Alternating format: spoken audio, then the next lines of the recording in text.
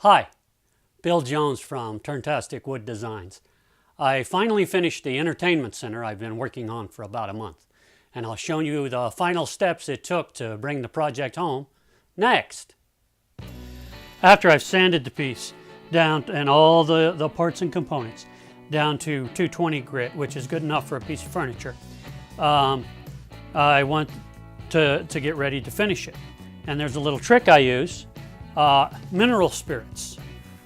You pick that up at the hardware store, and what that will do is it does a couple of things. It cleans the wood first, and then it also gives you a really good idea of what the wood is going to look like with the finish on it. So it's kind of a last chance or a second chance. That way, if there are any defects that you missed, you'll see them right away when you put the mineral spirits on, and then you can go back and resand if you need to. And then that mineral spirits will just evaporate over a little bit of time and look like it was never there, and you will be able to go again and get it nice and clean. So that's what I'm going to do next.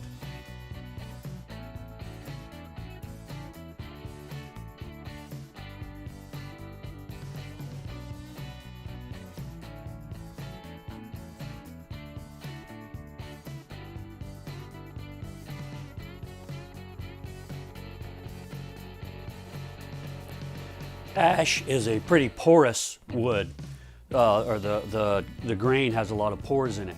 So I went ahead after I cleaned it up with the mineral spirits and put on 2 coats of sanding sealer.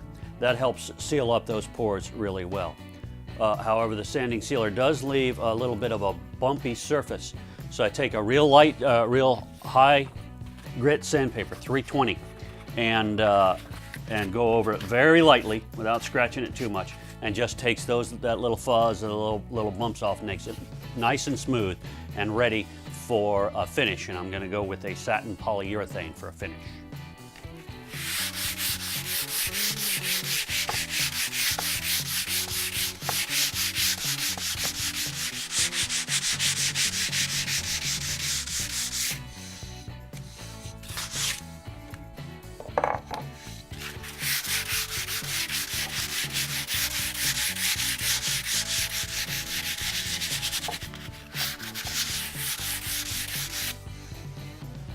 So I'm finally ready for finish, which is an exciting point, but it's a little tough for me because to do it right takes patience, and I'm not a very patient person.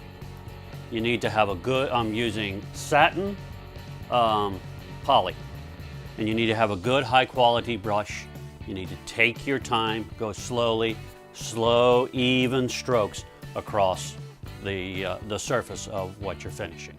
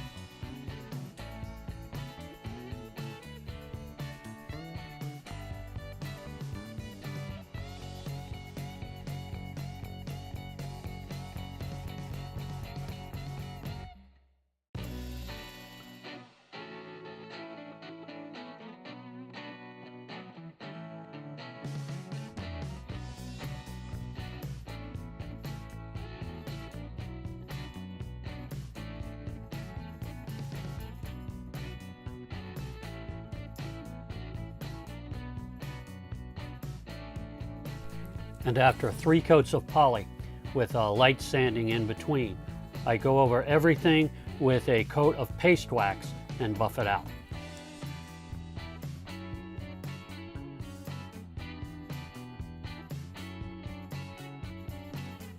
I picked up a sheet of Luan at my local home center and just tacked it on the back with some very small brad nails.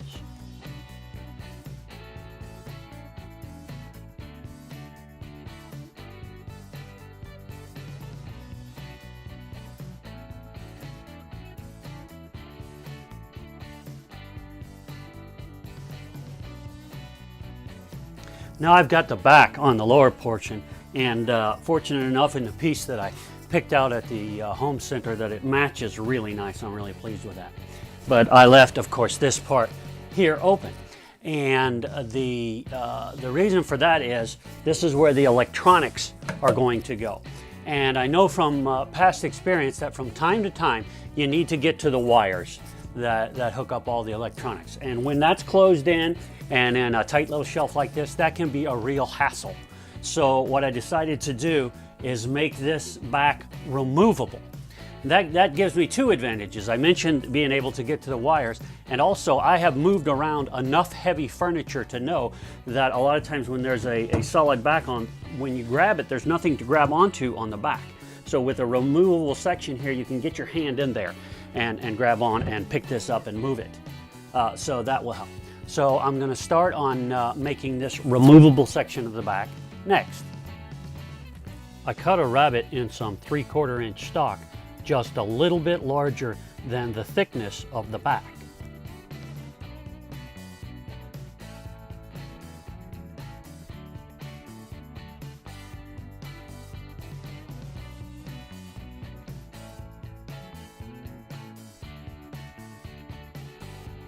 I put a little glue on those rabbeted pieces I just cut and tacked them onto the back with some brad nails.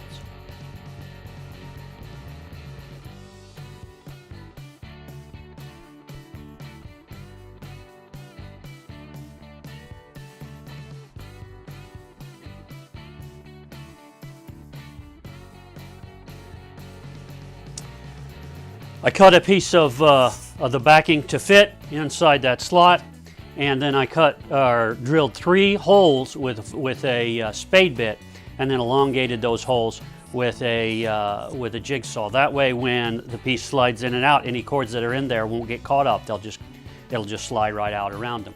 And it got a little rough, but it is the back, so I'm not too worried about it. And hopefully, this will just slide right in there. It's a little, there we go. And that slides right in there. And now we've got that part of the back that covers it up, but it can be removed to either get to the wires or to move it. So, so that worked out. I attached the doors with some simple hinges.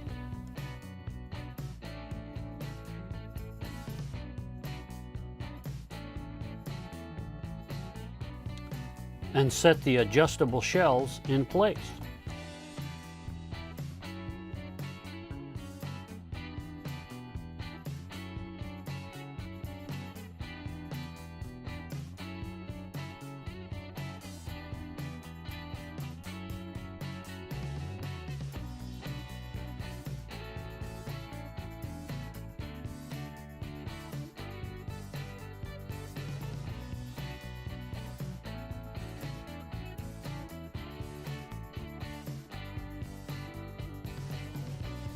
And I'm finally finished.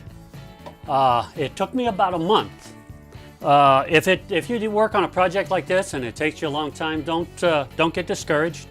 Don't worry about it. Take your time and do it right. A lot of guys might be able to do this in a couple of days or a couple of weekends, but it took me about a month. I'm only able to work on it on the weekends or in the evenings once in a while. So I take my time. There are a couple of things that could make a project like this go a lot faster. I used rough lumber, and I had spent a lot of time cleaning that lumber and getting flat boards and flat panels. If you went with a nice cabinet grade plywood, this would go much quicker, and there'd be a lot less sanding.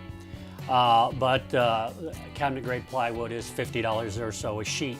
So, and I already had this ash. I really like the look of the ash, and I'm real happy with it. The only thing that has to happen now is my wife is going to pick out some knobs for the doors, and then I'll have her carry it in the house because it's heavy. So that wraps this one up. I'm real happy with finishing a bigger project. If you have any questions about anything you see in my shop, or anything you've seen me do, or any other project you've seen me do, please leave a comment in the area below. I'd love to hear from you. If you like this video, please like and share with your friends.